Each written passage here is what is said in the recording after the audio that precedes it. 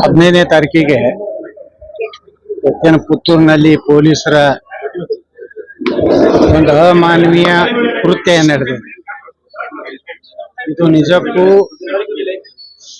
ತಲೆ ತಗ್ಗಿಸುವಂತ. ಯಾವುದೇ ಆರೋಪಿಗಳನ್ನ ಮನಸೋ ಇಚ್ಛೆ ಹೊಡೆಯುವಂತಹದ್ದು ಅಧಿಕಾರ ಪೊಲೀಸರಿಗಿಲ್ಲ. ಬೇರೆ ಕಂಪ್ಲೇಂಟ್ ಕೊಡಿ, ಇಡೀ ಭಾಗದ ಜನರಿಗೆ ಗೊತ್ತಿದೆ ಇದರ ಹಿಂದೆ ಏನಿದೆ ಅಂತ. ಆ ಆಳಕ್ಕೆ ನಾವು ಹೋಗುದಿಲ್ಲ. ಆದ್ರೆ ಈಗ ನಮ್ಮ ಕಾರ್ಯಕರ್ತರು ಏನ ವಿಡಿಯೋ ತೋರಿಸಿದ್ರು. ಪೊಲೀಸ್ DSP ಕೋಣೆಯಲ್ಲಿ ಒಬ್ರು ಸೋಫಾ ಮೇಲೆ ಒಬ್ರು ಮಲ್ಕೊಂಡಿದ್ದಾರೆ. ಮೂಲೆಯಲ್ಲಿ ಕಾರ್ಯಕರ್ತರನ್ನ ಹೊಡೆದಂತದ್ದು, ಅವ್ರ ಕಿವಿಯ ಪಕ್ಕದಲ್ಲಿ ಹೊಡೆದಂತದ್ದು ಬಹುಶಃ ಪೊಲೀಸ್ ಇಲಾಖೆಗೆ ಗೌರವ ತರಂತದಲ್ಲ. ಯಾವುದೇ ದೂರುಗಳು ಬಹುಶಃ ಇವರೇನು ತಾಲಿಬಾನಿಗಳಲ್ಲ, ದೇಶದ್ರೋಹಿ ಕೆಲಸ ಮಾಡುವಂತರಲ್ಲ. ಪ್ರಜಾತಂತ್ರ ವ್ಯವಸ್ಥೆಯಲ್ಲಿ ಟೀಕೆ ಟಿಪ್ಪಣಿಗಳು, ಹೋರಾಟಗಳು, ಸಂಘರ್ಷಗಳು ಇದ್ದೇ ಇರ್ತವೆ. ಆದರೆ ಯಾವುದೇ ದೂರು ಬಂದಾಗ ಅದನ್ನೆಲ್ಲಾನು ತನಿಖೆ ಮಾಡಬೇಕು. ಮತ್ತು ಈ ರೀತಿ ಹೊಡೆಯುವಂತ ಅಧಿಕಾರ ಪೊಲೀಸರಿಗೆ ಇಲ್ಲ. ಇವರೇನು ಕೊಲೆ ಮಾಡಲಿಲ್ಲ, ಯಾವುದೇ ದೇಶ ವಿರೋಧಿ ಚಟುವಟಿಕೆ ಮಾಡಿಲ್ಲ, ಯಾವುದೇ ರೀತಿಯ ಅತ್ಯಾಚಾರ ಮಾಡುವಂತ ಕೆಲಸ ಮಾಡಿಲ್ಲ. ಪ್ರಜಾತಂತ್ರದಲ್ಲಿ ಎಲ್ಲರಿಗೂ ಹೋರಾಟ ಮಾಡುವಂತ ಅಧಿಕಾರ. ಅದು ಯಾರು ಮಾಡಿಸಿದ್ರು ಏನು ಅನ್ನೋಂಥದ್ದು ತನಿಖೆ ಆಗಬೇಕು. ಮತ್ತೆ ಏನು DSP ಈಗಾಗಲೇ ಕೆಳಗಿನ ಹಂತದ ಅಧಿಕಾರಿಗಳನ್ನು ಸಸ್ಪೆಂಡ್ ಮಾಡಿ ಅಂತ ಹೇಳಿದ್ದಾರೆ. ಅದು DSP ಏನಿದ್ದಾರೆ ಅವರು ತಕ್ಷಣ ಅವ್ರನ್ನು ಸಸ್ಪೆಂಡ್ ಮಾಡಬೇಕು. ಈಗ ತನಿಖೆ ಆಗಬೇಕು. ಇನ್ನು ಮುಂದಿನ ದಿವಸಗಳು ಹಿಂದೂ ಕಾರ್ಯಕರ್ತರಿಗೆ ಬಹಳ ದೊಡ್ಡ ಸವಾಲಿದೆ ಕರ್ನಾಟಕದಲ್ಲಿ. ಯಾಕಂದ್ರೆ ಕಾಂಗ್ರೆಸ್ ಸರ್ಕಾರ ಬರ್ತಾ ಇದೆ. ನಾಳೆಯಿಂದ ಕಾಂಗ್ರೆಸ್ಸಿನ ಆಡಳಿತ ಪ್ರಾರಂಭ ಆಗ್ತಾ ಇದೆ. ಕಾಂಗ್ರೆಸ್ಸಿನ ಆಡಳಿತದಲ್ಲಿ ಹಿಂದೆ ನಮ್ಮ ಕಾರ್ಯಕರ್ತರಿಗೆ, ಗೋ ರಕ್ಷಕರಿಗೆ, ಹಿಂದೂ ಕಾರ್ಯಕರ್ತರ ಮಾರಣ ಹೋಮ ಈ ರಾಜ್ಯದಲ್ಲಿ ಆಗಿದೆ. ದುರ್ದೈವದಿಂದ ಮತ್ತೆ ಅದೇ ನಾಯಕತ್ವದಲ್ಲಿ ಇವತ್ತು ಕರ್ನಾಟಕದಲ್ಲಿ ಸರ್ಕಾರ ಬರುವುದರಿಂದ ನಮ್ಮ ಕಾರ್ಯಕರ್ತರು ಇಡೀ ರಾಜ್ಯದಲ್ಲಿ ಒಂದು ರೀತಿ ಯಾರು ನಮ್ಮನ್ನು ಕೇಳೋದಿಲ್ಲ ಅನ್ನುವಂಥ ಅನಾಥ ಪ್ರಜ್ಞೆ ಇವತ್ತು ಕಾರ್ಯಕರ್ತರಲ್ಲಿ ಮೂಡ್ತಾ ಇದೆ. ಒಂದು ಭಯ ಮೂಡ್ತಾ ಇದೆ. ಇಲ್ಲಿ ಮತ್ತೆ ಒಂದು ತಾಲಿಬಾನ್ ಸರ್ಕಾರ ಬರ್ತೇವೆ ಕರ್ನಾಟಕದಲ್ಲಿ ಅನ್ನುವಂಥ ಭಯದಲ್ಲಿ ಇವತ್ತು ನಮ್ಮ ಹಿಂದೂ ಕಾರ್ಯಕರ್ತರು ಭಯಭೀತರಾಗಿದ್ದಾರೆ. ಅದು ಒಂದು ಮಾತನ್ನ ಹೇಳಕ್ಕೆ ಬಯಸ್ತಾ ಇದ್ದೀನಿ. ಯಾವುದೇ ರೀತಿಯ ನಮ್ಮ ಕಡೆಯಿಂದ ತಪ್ಪಾಗದಂತೆ ನಾವು ನೋಡ್ಕೋಬೇಕು. ನಾವು ಯಾರಿಗೂ ತೊಂದರೆ ಕೊಡುವಂಥವ್ರು ಅಲ್ಲ ಹಿಂದೂಗಳು. ಯಾವುದೇ ಧರ್ಮದ ವಿರುದ್ಧ ಆಗಲಿ, ಯಾರ ವಿರುದ್ಧ ಆಗಲಿ, ನಮ್ಮ ಹೋರಾಟ ಇರುವುದು ನಮ್ಮ ಹಿಂದುತ್ವ, ನಮ್ಮ ರಾಷ್ಟ್ರೀಯತೆ. ಅದನ್ನು ಬಿಟ್ಟರೆ ನಮ್ಮ ಹೋರಾಟಗಳು ಯಾವುದೇ ರೀತಿ ದೇಶ ವಿರೋಧಿ ಹೋರಾಟಗಳಿರುವುದಿಲ್ಲ. ಆದಾಗ್ಯೂ ಕರ್ನಾಟಕದಲ್ಲಿ ನಾವು ಪೊಲೀಸ್ ಇಲಾಖೆಗೂ ಗಂಭೀರವಾಗಿ ಕೆಲವೊಂದು ಪೊಲೀಸ್ ಅಧಿಕಾರಿಗಳು ಏನೋ ಕಾಂಗ್ರೆಸ್ ಬಂದ್ಬಿಡ್ತು ಇನ್ನು ಮುಂದಿನ ದಿವಸಗಳಲ್ಲಿ ಅಂತೇಳಿ ಏನಾದರೂ ಹಿಂದೂ ಕಾರ್ಯಕರ್ತರ ಮೇಲೆ ದಬ್ಬಾಳಿಕೆ ಮಾಡುವಂಥದ್ದಾಗಲಿ, ಅಥವಾ ಈ ಸರ್ಕಾರ ಇದೇನು 5 ವರ್ಷ ಏನೂ ಆಗುವುದಿಲ್ಲ ಅನ್ನೋಂಥ ಭಾವನೆಯಿಂದ ನಿಮ್ಮ ಒಂದು ಕಾನೂನನ್ನು ಕೈಗೆತ್ತಿಕೊಂಡು ಕಾರ್ಯಕರ್ತರ ಮೇಲೆ ದೌರ್ಜನ್ಯ ಆದರೆ ಅದನ್ನು ನಾವು ಸಹಿಸ್ಕೋದಿಲ್ಲ. ನಾವೆಲ್ಲ ಕಾರ್ಯಕರ್ತರ ಜೊತೆಗಿದ್ದೀವಿ. ಅದು BJP ಕಾರ್ಯಕರ್ತರು, ಹಿಂದೂ ಕಾರ್ಯಕರ್ತರು ಬೇರೆ ಇಲ್ಲ. ನಾವೆಲ್ಲ ಹಿಂದೂಗಳೇ. ದೇಶದಲ್ಲಿ ಹಿಂದೂಗಳ ರಕ್ಷಣೆ ಮಾಡೋದು BJPಯ ಕರ್ತವ್ಯ. ಘಟನೆ ಏನಾಗಿದೆ ಇದನ್ನೆಲ್ಲಾನು ನಾನು ಕೇಂದ್ರದ ನಮ್ಮ ನಾಯಕರಿಗೆ ಏನು ಇಲ್ಲಿ ಕಾರ್ಯಕರ್ತರ ಭಾವನೆ ಇದೆ ಅದನ್ನೆಲ್ಲ ನಾನು ಹೇಳ್ತೇನೆ. ಇಲ್ಲೇನು ಇವರಿಗೆ ಇವತ್ತೇನು ಇದರಿಂದ ಹೊಡೆತಕ್ಕೊಳಗೆ ಆಗಿದ್ದರೆ ಅವರಿಗೆ ಸೂಕ್ತ ಪರಿಹಾರವನ್ನು ಸರ್ಕಾರ ಆಗಲಿ ಮತ್ತು ನಮ್ಮ ವ್ಯವಸ್ಥೆಯಿಂದ ಅವರಿಗೆಲ್ಲ ರೀತಿಯ ಸಹಾಯ ಸಹಕಾರವನ್ನು ನಾವು ಮಾಡ್ತೀವಿ.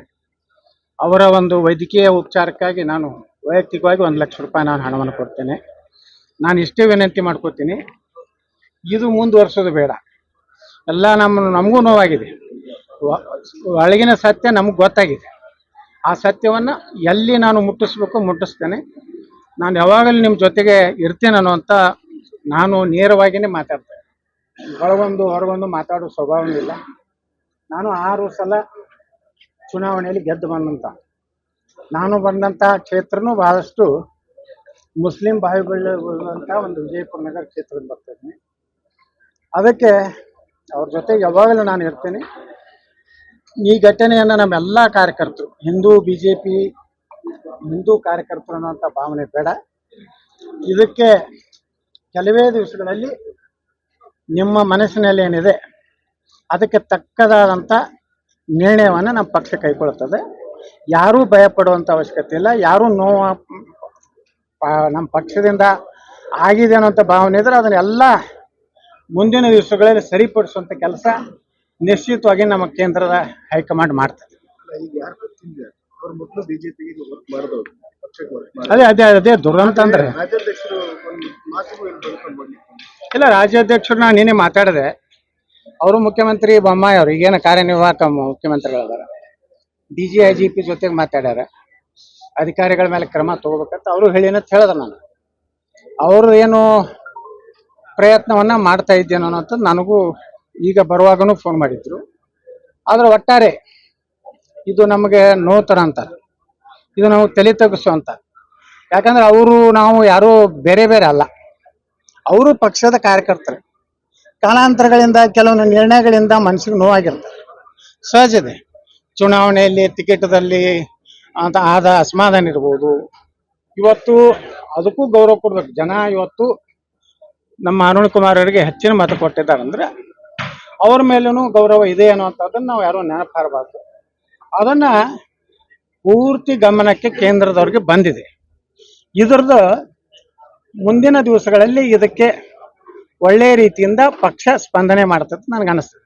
ನಮ್ಮ ಜಗಳದಿಂದ, ಕೆಲವೊಂದು ವೈಯಕ್ತಿಕ ಪ್ರತಿಷ್ಠೆಗಳಿಂದ ಆಗೇ ಇದೆ. ಸುಮ್ಮನೆ ನಾನು ಹಾಗೆ ಈಗ ಟ್ಯಾಪಿ ಹಚ್ಚು ಕೆಲಸ ಮಾಡೋದಿಲ್ಲ.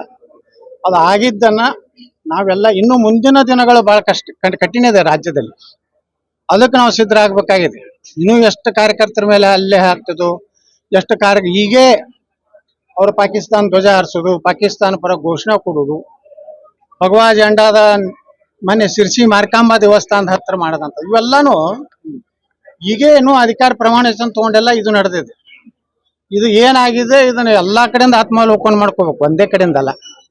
ಎಲ್ಲರ ಆತ್ಮಾವಲೋಕನ ಮಾಡ್ಕೋಬೇಕು. ಏನು ತಪ್ಪಿದ್ದೀವಿ ಅದನ್ನ ಒಂದು ಹೆಜ್ಜೆ ಹಿಂದೆ ಸರಿಬೇಕು.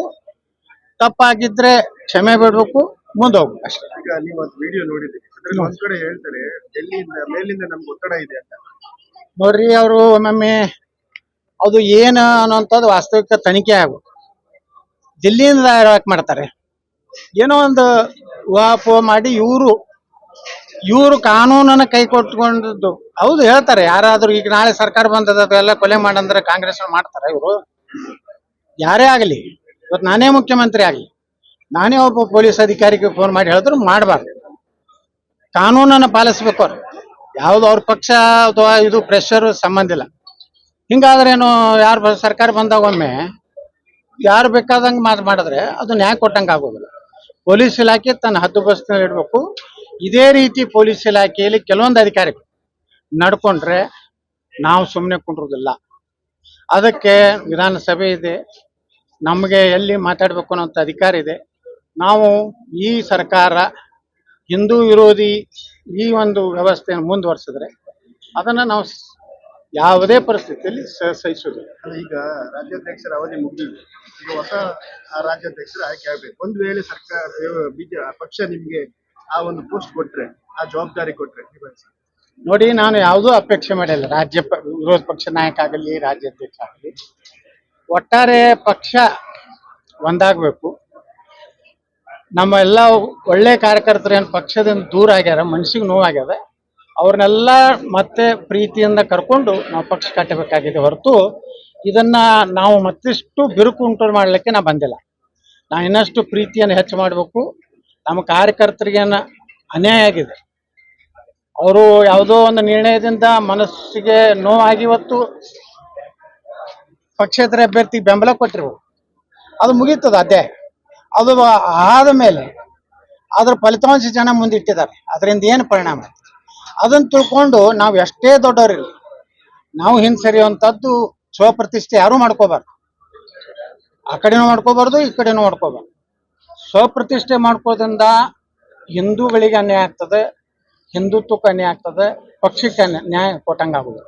ಅದಕ್ಕೆ ಯಾವರೇ ಇರಲಿ ಇವರೇ ಇರಲಿ ಅಲ್ಲ ಎಲ್ಲರೂ ಒಂದಾಗಿ ನಾವು ಹೋಗುವಂತದ್ದನ್ನೇ ಒಂದು ಹೊಸ ಸೂತ್ರ ನಾವು ಕಂಡಿಡಿದ್ದೇವೆ. ಒಂದ್ ವೇಳೆ ಪಕ್ಷ ನಿಮ್ಗೆ ಜವಾಬ್ದಾರಿ ಕೊಟ್ಟರೆ ನಿಭಾಯಿಸಿ ರಾಜ್ಯಾಧ್ಯಕ್ಷ. ನೋಡಿ, ನಾನು ಪಕ್ಷ ಏನ್ ಜವಾಬ್ದಾರಿ ಕೊಟ್ಟರು ನಿಭಾಯಿಸ್ಲಿಕ್ಕೆ ಸರ್ ನಾನು ತಯಾರಿದ್ದೇನೆ. ನಾನು ನಿಪಕ್ಷಪಾತವಾಗಿನೇ ನಾನು ಯಾವಾಗಲೂ ಮುಲಾಜು ಯಾರ್ದು ಇಟ್ಟಿಲ್ಲ. ಸಂದರ್ಭ ಬಂದಾಗ ಸ್ವಪಕ್ಷವನ್ನು ಕೆಲವೊಂದರ ಜನರನ್ನು ಟೀಕೆ ಮಾಡಿದ್ದೇನೆ, ವಿರೋಧ ಪಕ್ಷಗಳನ್ನು ಟೀಕೆ ಮಾಡಿದ್ದೇನೆ. ಕಾರ್ಯಕರ್ತರ ಪರವಾಗಿ, ಹಿಂದುತ್ವ ಪರವಾಗಿ ಗಟ್ಟಿಯಾಗಿ ನಾನು ವಿಧಾನಸಭೆಯಲ್ಲಿ ಮಾತಾಡಿದೆ. ಅದಕ್ಕೆ ಇವು ಏನು ಆಗ್ಯಾವಲ್ಲ ಘಟನೆಗಳು, ಇದು ಒಂದೇ ದಕ್ಷಿಣ ಕನ್ನಡ ಅಲ್ಲ, ಕರ್ನಾಟಕದ ಯಾವುದೇ ಭಾಗದಲ್ಲಿ ಆದಂಥದ್ದನ್ನ ನೀವು ಹೇಳ್ದಂಗೆ ನನಗೆ ಅವಕಾಶ ಕೊಟ್ಟರೆ ನಿಶ್ಚಿತವಾಗಿ ಒಂದು ಪುನಶ್ಚೇತನವನ್ನು ಮಾಡುವಂಥ ಕೆಲಸ ಮಾಡ್ತೀನಿ. Thank you sir. ಸರ್, ಅದೊಂದು IPS ಅಧಿಕಾರಿಯಿಂದ ತನಿಖೆ ಮಾಡ್ಲಿಕ್ಕೆ ಒಂದು ಆದೇಶ ಕೊಡಿಸಬೇಕು ಸರ್. ಈಗ ಒಂದು DYSPA ಇದನ್ನು ಮಾಡುವ ಹಾಗೆ ಮಾಡಿದ್ದಾರೆ. ಎರಡನೇದ್ದು, ಸರ್ಕಾರದಿಂದ 5 ಲಕ್ಷ ರೂಪಾಯಿ ಆ ಕಾರ್ಯಕರ್ತರಿಗೆ ಎಲ್ರಿಗೂ ಪರಿಹಾರ. ಒಬ್ಬನಿಗೆ ಕಿವಿ ಕೇಳುವುದಿಲ್ಲ, ಒಬ್ಬನಿಗೆ ತಲೆ ಸರಿ ಇಲ್ಲದ ಹಾಗೆ ಆಗಿದೆ. ಮಾನಸಿಕವಾಗಿ ಅವರು ಯಾವುದನ್ನು ಇನ್ನು ಮಾಡದಂತ ಪರಿಸ್ಥಿತಿ ನಿರ್ಮಾಣ ಆಗಿದೆ. ಅದಕ್ಕೆ ದಯವಿಟ್ಟು ನೀವು ಆ ವ್ಯವಸ್ಥೆಯನ್ನ ಮಾಡಬೇಕು. ಇಲ್ಲದ್ರೆ ನಾವು ಕೋರ್ಟಿನ ಮುಖಾಂತರ ಕೂಡ ಇದಕ್ಕೆ ಅಪೀಲ್ ಮಾಡುವಂತ ಕೆಲಸ ಕಾರ್ಯವನ್ನು ಮಾಡ್ತೇವೆ. ದಯವಿಟ್ಟು IPS ಅಧಿಕಾರಿಯನ್ನ ಇದರ ತನಿಖೆಗೆ ಆದೇಶ ಮಾಡಬೇಕು ಅನ್ನುವಂಥದ್ದು ನಿಮ್ಮಲ್ಲಿ ಇಲ್ಲ, ನಾನು ಒತ್ತಾಯ ಮಾಡ್ತೇನೆ. ಪರಿಹಾರ ಕೊಡೋದ್ರ ಬಗ್ಗೆನೂ ನಾನು ಒತ್ತಾಯ ಮಾಡ್ತೇನೆ. ಒಟ್ಟಾರೆ ನಾ ಇಷ್ಟೇ ಎಲ್ಲಾ ಕಾರ್ಯಕರ್ತರಿಗೆ, ಅದು ಹಿಂದೂ ಕಾರ್ಯಕರ್ತರಿಗೆ, BJP ಕಾರ್ಯಕರ್ತರಿಗೆ ಇದನ್ನ ಒಂದು ಕಹಿ ಘಟನೆ ಹತ್ತಿ ನೆನಪಾರಿ ಮತ್ತೊಮ್ಮೆ ನಾವು ಕೂಡಿ ಈ ದೇಶವನ್ನು ರಕ್ಷಣೆ ಮಾಡಬೇಕಾಗಿದೆ. ನರೇಂದ್ರ ಮೋದಿಯವರಂತ ಒಬ್ಬ ನಾಯಕರ ನೇತೃತ್ವದಲ್ಲಿ ಮತ್ತೆ ಒಂದಾಗುವ ಕಾಲ ಬಂದಿದೆ. ನಿಮ್ಗೆ ಯಾರ್ಯಾರಿಗೆ ಅನ್ಯಾಯ ಆಗಿದೆ, ಮುಂದಿನ ದಿವಸಗಳ ನನಗೆ ವಿಶ್ವಾಸ ಇದೆ ಎಲ್ಲದಕ್ಕೂ ನ್ಯಾಯ ಸಿಗ್ತದೆ. ಇನ್ನೊಂದು 15 ದಿವಸ ತಡೀರಿ, ಸಾಕಷ್ಟು ಬದಲಾವಣೆ ಆಗ್ತದೆ. ಏನು ನಿಮ್ಮ ಮನಸ್ಸಿನಲ್ಲಿದೆ ಅದೆಲ್ಲ ಆಗ್ತದೆ. AVG English Medium School located in Alappuzha, Krishnanagara, Bannuru, Puttur. Highlights: patriotism-centric education with Bharatiya